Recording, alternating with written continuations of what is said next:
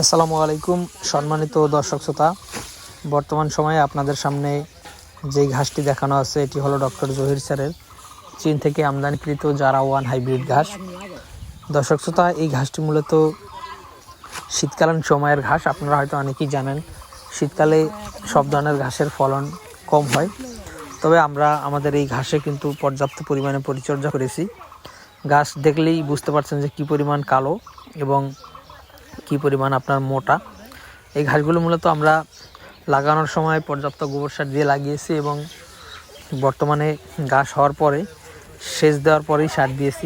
প্রথমবার পানি দেওয়ার পরে সার দিয়েছি এবং তারপরে আবার পানি দেওয়ার পরে সার দিয়েছি, যার কারণে আমাদের ঘাসগুলো যথেষ্ট সবুজ এবং যথেষ্ট মোটা হয়েছে।